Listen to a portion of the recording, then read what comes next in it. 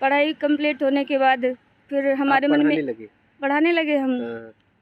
और जो शेष टाइम बचता था उस टाइम में बच्चों को कथा भी सुनाते थे। अच्छा, उसी विद्यालय में? हाँ, क्योंकि अपने सनातन धर्म को जानना बड़ा ही आवश्यक है। तो बच्चों को शिक्षा के साथ हम सनातन धर्म का भी ज्ञान देते थे जी। और स्टूडेंट भी बड़े प्रभावित होते थे, बड़ा ही आनंद उनको आता था।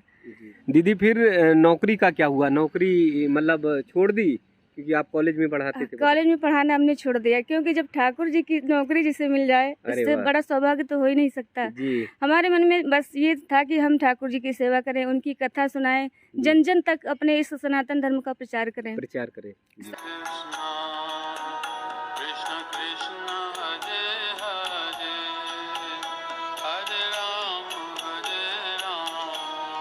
बाबुल प्यारे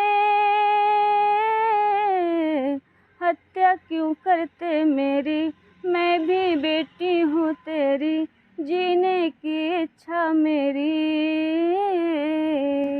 हठ न करूँगी किसी बात पर, हर दुख मैं सह लूँगी। दोस्तों, वृंदावन की इस यात्रा में लगातार त्यागी, तपस्वी, महान संतों के दर्शन ठाकुर जी राधा रानी की कृपा से हो रहे हैं। ब्रज धाम में आप जहाँ जहाँ चलेंगे, जिस ओर बढ़ेंगे, आपको संत के, आपके साध्वी के दर्शन होंगे और संतों का आशीर्वाद आपको जरूर मिलेगा। बस आपकी निगाह होनी चाहिए पहचानने की।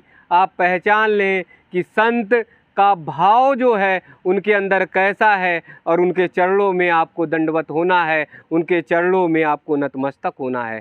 बहुत सारे हमारे संत महाराज जी हैं जो जगह जगह पर कथा कहते हैं, जो जगह जगह पर जाकर प्रवचन करते हैं, आशीर्वचन से हम सबको आनंदित करते हैं, हम सब के जीवन को धन्य करने का काम करते हैं। बहुत सारे ऐसे संत हैं जो व्यास पीठ पर बैठ जाते हैं तो बस लोक कल्याण की भी कामना करते हैं, बेटियों को बचाने की बात करते हैं, बेटियों के भ्रूण हत्या के खिलाफ जो है वो बोलते हैं। आज एक ऐसी ही साध्वी दीदी से आप सबको परिचय कराने जा रहा हूँ जो पूरे देश भर में जगह जगह पर जहाँ पर भी व्यासपीठ पर बैठती हैं, भागवत कहती हैं, कथा कहती हैं, तो भ्रूण हत्या के खिलाफ पुरजोर तरीके से आवाज़ उठाती हैं, कहती हैं कि ये नहीं होना चाहिए। दहेज प्रथा के खिलाफ तो खुलकर बोलती हैं और कहती हैं कि ये बहुत बड़ा अपराध है, बहुत बड़ा पाप है, हम सबको इससे दूर रहना चाहिए।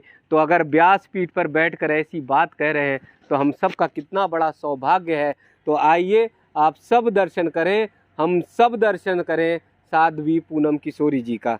जी राधे राधे। राधे राधे, जय श्री जी जी जी। पूरा परिचय जो है वो हमारे भक्तों को दे दें जी। हम साध्वी पूनम किशोरी, श्री रमाकांत तिवारी पिताजी, चांदपुर फतेहपुर, जिला फतेहपुर है हमारा। चांदपुर हमारी जन्मभूमि है, वहाँ हम रहते हैं वहीं पर और भगवान की कथा करते हैं जी। और अब वहाँ से फतेहपुर का नाम आ गया। इस समय ब्रज में खड़े हैं, राधा कुंड मार्ग पर, गोवर्धन मार्ग पर हैं, तो वहाँ से यहाँ का सिलसिला कैसे कैसे आना हुआ? हमारे हृदय में बचपन से ही हमें भगवान के प्रति लगाव था। जब हम पढ़ते थे विद्यालय में जी, जब हम प्राथमिक विद्यालय में थे तभी से हमें गाने का, भजन सुनाने का शौक था जी। और धीरे धीरे पढ़ाई की यात्रा आगे बढ़ती हुई जी।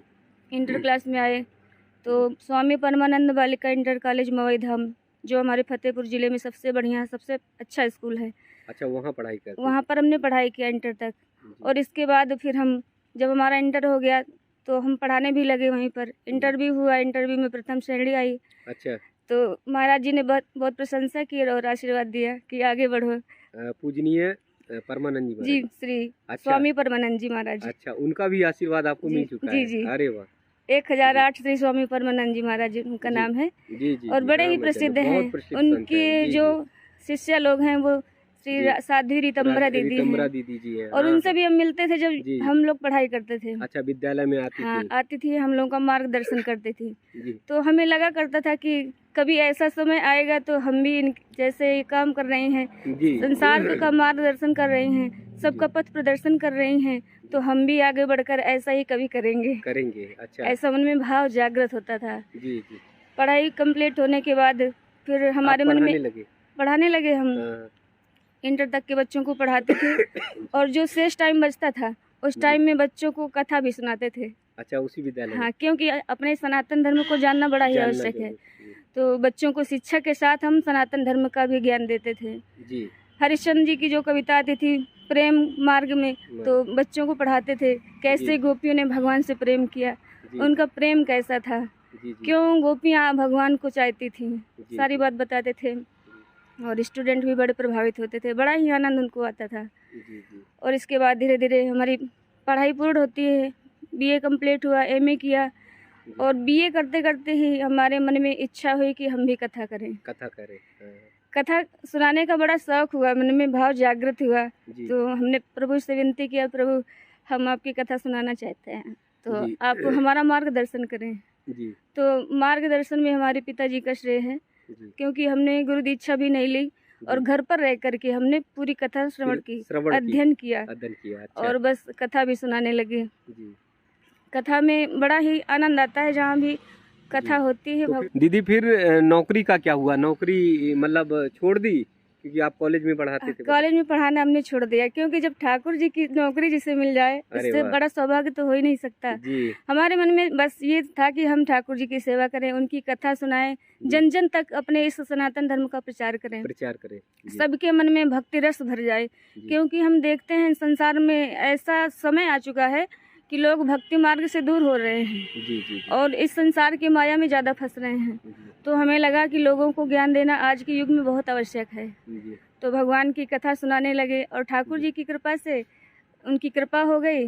हर जगह कथा होती है, जहाँ भी कथा होती है वहाँ आनंद ही बरसता है। प्रभु की कृपा ही, कथा ही ऐसी होती है कि आनंद तो रहता ही है। अच्छा, आगे कथा तो बहुत सारे लोग कह रहे हैं, बहुत सारे कथा व्यास अलग अलग जगह पे अपने अपने अनुसार करते हैं, उनका भाव भी बहुत अच्छा है।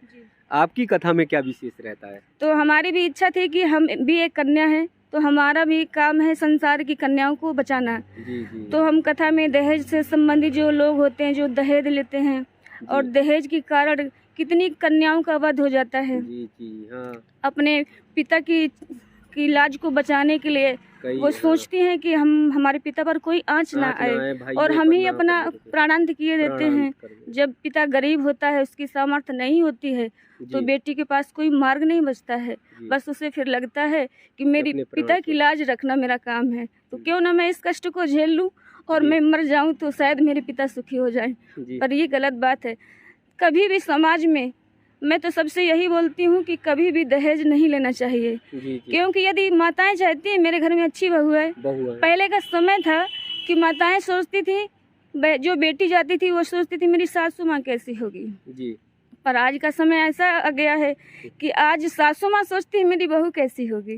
बिल्कुल उल्टा समय आ गया है। तो इस समय को देखते हुए मेरे मन में भाव जागृत हुआ। मैंने बेटियों को मतलब वचन दिया, आशीर्वचन दिया और उनको बताया कि तुम्हें किस तरह से अपने जीवन को बनाना है, कैसे तुम्हें दूसरों के घर में जाना है, कैसे रहना है उनके साथ।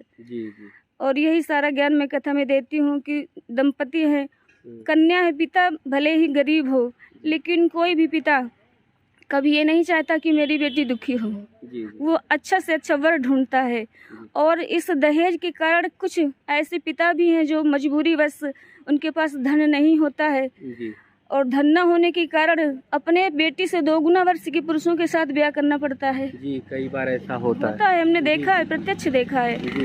तो न चाहकर भी अब जब बालापन में उन कन्याओं का विवाह हुआ और ऐसे अध उम्र वालों से होता है तो बचपन में ही विधवा हो जाती हैं। तो ये बहुत बड़ी समस्या है। तरह के कष्ट भी बहुत कष्ट झेलने पड़ते हैं। ससुराल वाले प्रताड़ित करते हैं। हाँ, एक बार हम गए थे हॉस्पिटल, तो हमने देखा कि भ्रूण हत्या का दर्शन करने गए थे। यहाँ पर कैसा चला, कहीं भ्रूण हत्या तो नहीं हो रही है। अच्छा, उसके प्रति भी आप जागरूक करते हैं? हाँ, जागरूक हैं, क्योंकि आजकल लोगों को जागरूक करना बहुत ही आवश्यक है। भ्रूण हत्याएं इतनी ज्यादा हो रही हैं क्योंकि कन्याओं का इतना कम दर हो गया है कि पुरुष आधे, बहुत सारे पुरुष ऐसे हैं जो विवाहित नहीं हो रहे हैं। 20 साल पहले तो बहुत ज्यादा था, बहुत ज्यादा भ्रूण हत्या थी, लेकिन मोदी जी की कृपा ऐसी हो गई कि आजकल कन्याओं की रक्षा हो रही है। वो आगे बढ़ रही हैं, चाहे जिस क्षेत्र में हो, इस विद्यालय के क्षेत्र में है, किसी भी कार्य में हो, सर्विस में हो, सब में कन्याओं को पहला स्थान दिया जा रहा है। तो ये हमारे मोदी जी की भी विशेष कृपा है। तो उस जहाँ पर हम पहुँचे वहाँ पर हमने देखा तो दंपति ने कहा कि इसमें बालिका है तो मुझे रखना नहीं है। अच्छा, ये बोला हाँ कि बालिका है तो मैं इसे नहीं रखूंगा, मुझे तो बेटा चाहिए, मुझे बेटा चाहिए। हमने देखा तो हमारे आंखों में आंसू आ गए कि देखो। अच्छा, उसी समय एक बालिका होकर के एक पत्नी भी साथ में है, हाँ, एक महिला होकर के माँ होकर के अपनी बेटी को मारना चाहती है। जी। हमें बड़ा कष्ट हुआ, तो हमने सोचा था कि हम बेटियों के लिए अवश्य कुछ करेंगे। वो बेटी गर्भ में है, शिशु है छोटा सा, वो संसार में आना चाहता है, पर माता पिता ने देखा कि बेटी है तो मैं उसे आने नहीं दूंगी, आने नहीं दूंगा, ऐसा सोच करके बेटी का भ्रूण नष्ट करवाना चाहते हैं। तो उस गर्भ से आवाज आती है, माँ तुम तो एक माँ हो, तुम जननी हो, तुम हमें जन्म देने वाली माँ हो, और तुम भी तो किसी की बेटी हो, और तुम मुझे मारना चाहती हो। बेटी कहती है, माँ मेरी रक्षा करो, मुझे मत मारो, लेकिन माँ नहीं सुनती। पिता से कहती है, पिताजी आप तो पिता हैं, और पिता तो बेटी का दर्द समझ सकते हैं, पालन करने वाले हैं। माँ तो जन्म देने वाली है, पर आप तो रक्षा करने वाले हैं, तो आप मेरी रक्षा कीजिए, आप मुझे मत मारिए। और कोई इस बात को नहीं सुनता है। गर्भ की आवाज किसी को सुनाई नहीं पड़ती है। तब वो बेटी गर्भ से रोती है और कहती है, ओ पापा, ओ बाबुल प्यारे, हत्या क्यों करते मेरी, मैं भी बेटी हूँ तेरी, जीने की इच्छा मेरी हो। हे बाबुल, पापा मैं जीना चाहती हूँ, मुझे मत मारो। पर बेटी रोती है, उस बात को पिता नहीं सुनता है। तब माँ से कहती है, माँ ओ मैया प्यारी, हत्या क्यों करती मेरी, मैं भी बेटी हूँ तेरी, जीने की इच्छा मेरी हो। तो बेटी कहती है, माँ एक ऐसा दिन आएगा जिस दिन तुम मुझे बहुत याद करोगी, बहुत याद करोगी। अच्छा। मेरा भाई भी उस दिन बहुत रोएगा, क्योंकि मेरा भाई जब अपना हाथ देखेगा और कहेगा, बहन आज मेरी बहन होती तो मुझे कितना अच्छा लगता, मेरी ये कलाई सुनी नहीं होती। और भाई उस दिन बहुत रोता है। तो बहन कहती है, माँ एक दिन ऐसा आएगा जिस दिन मेरा भाई मेरे लिए रोएगा। कहती है, इसलिए मुझे मत मारो माँ, मार रहे हो मुझे तुम, लेकिन याद बहुत आएगा। कब? जिस दिन रक्षाबंधन होगा, मेरा भाई मेरे लिए रोएगा, तड़पेगा कि आज मेरी बहन होती तो मेरी भी कलाई सुनी नहीं होती, मेरे आंखों में आंसू नहीं होते। आज मैं एक बहन के लिए तरस रहा हूँ। इसलिए है माँ, आप मुझे मत मारिए, मुझे अपने भाई के लिए छोड़ दीजिए। पर माता पिता नहीं सुनते हैं और उस बेटे की भ्रूण हत्या हो जाती है। इसलिए मैं सबसे निवेदन करती हूँ, अपने देशवासियों से, अपने भारतवासियों से, कभी भी बेटी को मत मारें। बेटी तो रस की खान है, वो जिस घर में जाती है उसको स्वर्ग बनाती है। बेटी तो लक्ष्मी होती है घर की, और उस लक्ष्मी को आप आने से पहले ही रोकना चाहते हैं तो कैसे कल्याण होगा इस संसार का। इसलिए लक्ष्मी को घर में लाइए। बेटी कहती है, पिता मार रहे हो मुझे मगर ये याद बहुत आएगा। कब याद आएगा? बेटी कहती है, पिताजी रक्षा बंधन के दिन भैया बहन नहीं पाएगा।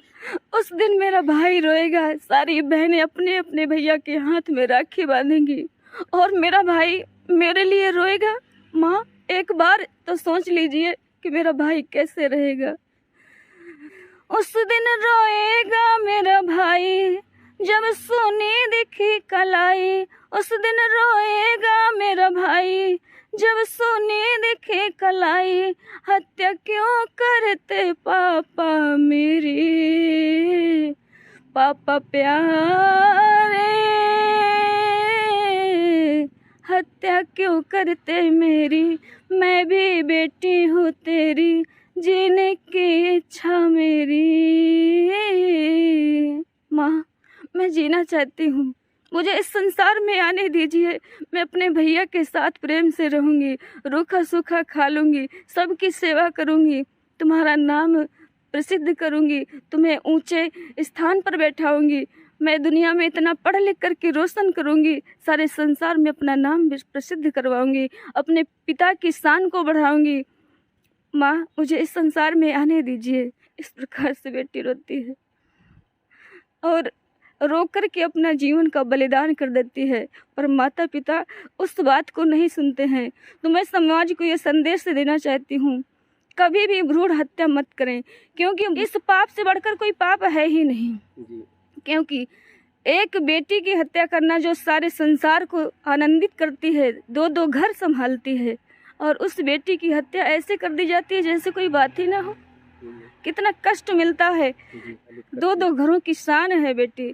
इसलिए सभी माताओं पिताओं से मेरा अनुरोध है, निवेदन है कि सदा बेटियों को अच्छा मार्ग प्रदर्शन करें, उन्हें अच्छे संस्कार दें, क्योंकि आज के समय में हमने देखा है संस्कारों की कमी है। आज के समय में लोग संस्कारित नहीं हैं। जो बच्चे होते हैं उनका मत कहो कि बेटा चरण स्पर्श कर लो तो उनको संकोच लगता है। इतनी सारी आपने कथाएं कही हैं, और जैसा आपने भजन अभी गाया, गीत गाया, उससे आंख में आंसू मेरे भी आ गए। तो कभी कथा के बाद कोई बेटी आई और बोली, दीदी आपने मेरे मन की पीड़ा कही, मेरे साथ भी ऐसा होता है लेकिन मैं किसी से कह नहीं पाती। हाँ, बहुत सारे ऐसे लोग मिले हमसे जो ससुराल में रहते हैं, मेरा भजन सुन करके, मेरी कथा सुन करके आनंदित होते हैं, बाद में मिलते हैं मुझसे और कहते हैं, देवी जी आपने इतना अच्छा कहा है कि मैं तो आज तृप्त हो गई। मैं अपने ससुराल में बड़ी दुखी रहती थी। तो मैंने कहा अपने सासू माँ से मुझे मिला दीजिए। हम अपनी आपकी सासू माँ को समझाएंगे, क्योंकि उनकी भी तो कोई बेटी होगी। हाँ। अब जब वो खुद किसी की बेटी है तो उन्हें भी तो सोचना चाहिए मेरे घर में भी कोई बेटी आई है। तो बेटी को बेटी बना करके रखिए, बहू बना करके नहीं। जिन्हें लगता है कि मुझे कौशल्या बनना चाहिए तभी सीता आएंगी, और जिन्हें लगता है कि सीता जैसी बहू आ जाए, कौशल्या मैं ना बनूं, तो संभव ही नहीं। बेटी आकर इंटर की, हाई स्कूल की हो या फिर BA BSc की हो, उसने आपसे मन से पीड़ा कहा हो हमारे साथ भेदभाव होता है, परिवार में खाने में कम दिया जाता है, या हमें ऐसे अवसर मौके नहीं दिए जाते।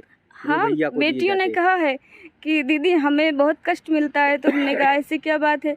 बोले कि हमारे घर में बेटियों की ज़्यादा मतलब इच्छा नहीं है, तो हम 5 बहनें हैं, तो हमें बहुत तकलीफ मिलती है।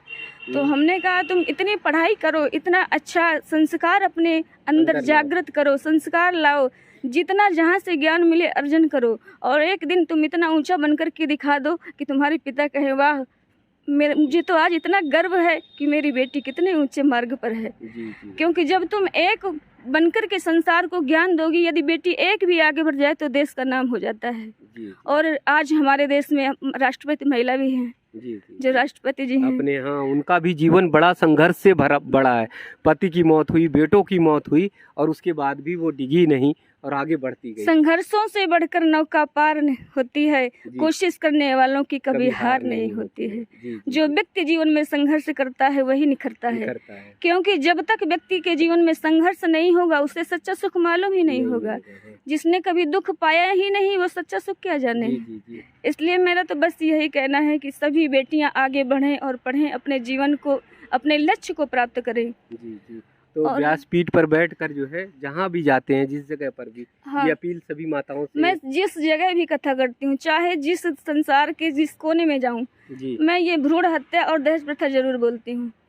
क्योंकि संसार आज के समय में दहेज प्रथा बहुत बड़ा अपराध है, बहुत बड़ा अपराध है। और इस अपराध को जो करता है वो कभी पाप से मुक्त नहीं हो सकता है।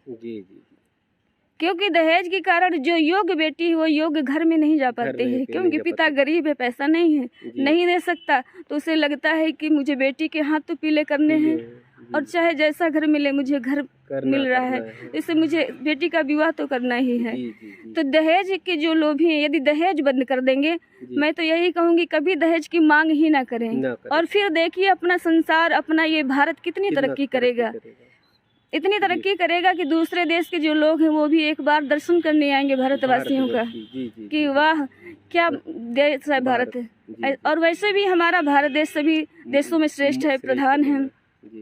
हमारे देश में धर्म की ध्वजा लहराती है, क्योंकि हमारा देश सभी देशों की धड़कन है, और जब इस धड़कन से ही सांस बंद हो जाए तो सभी देश तुमरत हो जाएंगे। इसलिए हमारे भारत देश के लोग धन्य हैं और मैं भी धन्य हूँ, क्योंकि मेरा जन्म उत्तर प्रदेश में हुआ है। इसलिए मैं भी अपने आप को बड़ा सौभाग्यशाली समझती हूँ कि भगवान की कथा बोलती हूँ। कम से कम मेरी कथा को 2-4 लोग ही अपने जीवन में उतार लेंगे तो जीवन का सबका कल्याण हो जाएगा। तो साध्वी दीदी के जो वचन थे और अभी हम सब ने सुने, तो कई बार तो मुझे भी अपने आंसू रोकने मुश्किल हो गए, एकदम से भावुक हो गए जब भ्रूण हत्या पर उन्होंने गीत बोला। तो अगर आज के समय में व्यासपीठ पर बैठकर जब ये बातें कही जाती है तो मुझे लगता है निश्चित रूप में समाज में परिवर्तन आएगा, कुछ लोग बदलेंगे, क्योंकि वो एक ऐसी गद्दी है जहाँ से धीरे धीरे लोगों के मन में, अंतर मन में बातें जरूर आती हैं। तो मेरा सभी से करबद्ध निवेदन है, व्यासपीठ के सभी महाराज जी से, पूजनीय महाराज जी के चरणों में दंडवत वंदन करना, और श्रेष्ठ है, आप महान हैं, आपका कौशल, आपका त्याग और तपस्या है कि भारतवर्ष की धरती अभी भी धर्म और ज्ञान, अध्यात्म और भारतीय संस्कृति से ओतप्रोत है।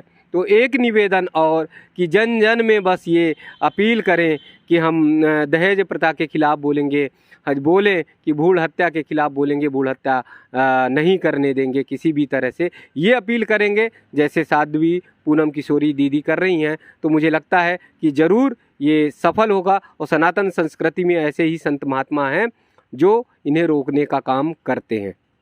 ओ पापा प्यारे, हत्या क्यों करते मेरी, मैं भी बेटी हूँ तेरी, जीने की इच्छा मेरी हो। ओ बाबुल प्यारे, हत्या क्यों करते मेरी, मैं भी बेटी हूँ तेरी, जीने की इच्छा मेरी। बेटी कहती है पिताजी, हठ न करूँगी किसी बात पर, हर दुख मैं सह लूँगी।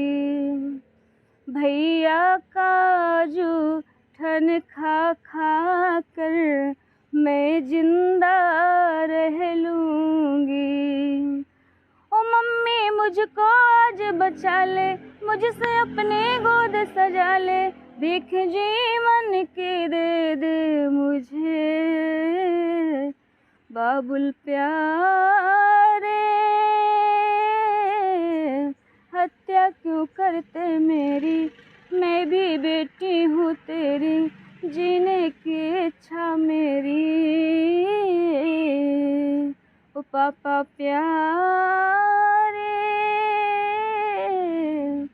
बेटियां तो धान की बेल की तरह होती हैं, कहीं बोई जाती हैं, कहीं उगती हैं, कहीं जाकर के संवरती हैं। तो बेटी कहती है पिताजी, भेजोगे तुम जहाँ मुझे, मैं वहाँ चले जाऊंगी। भैया से पहले सेवा में मैं दौड़े आऊंगी। एक पिता जब कहीं खेत से आता है, थक कर काम करके आता है और कहेगा बेटा एक गिलास जल दे दे, तो बेटा नहीं सुनता है, बेटा अपनी बहन की ओर कहता, बहन जाकर के पिताजी को जल दे दो। और बेटी ने सुना कि मेरा पिता आया है, तुरंत दौड़ कर के जल लेकर के जाती है। तो बेटी कहती है पिताजी, भेजोगे तुम जहाँ मुझे, मैं वहाँ चले जाऊंगी। भैया से पहले सेवा में मैं दौड़े आऊंगी। भैया का जूठन खा खा के मैं जिंदा रह लूंगी, और मैं कभी ऐसा कोई कार्य नहीं करूंगी जिससे मेरे कुल का नाम बदनाम हो जाए। कुल में दाग न लगने दूंगी, कुल में दाग न लगने दूंगी, हर दुख हंस करके सह लूंगी। हत्या क्यों करते पापा मेरे, बाबुल प्यारे, हत्या क्यों करते मेरी, मैं भी बेटी हूँ तेरी, जीने की इच्छा मेरी हो।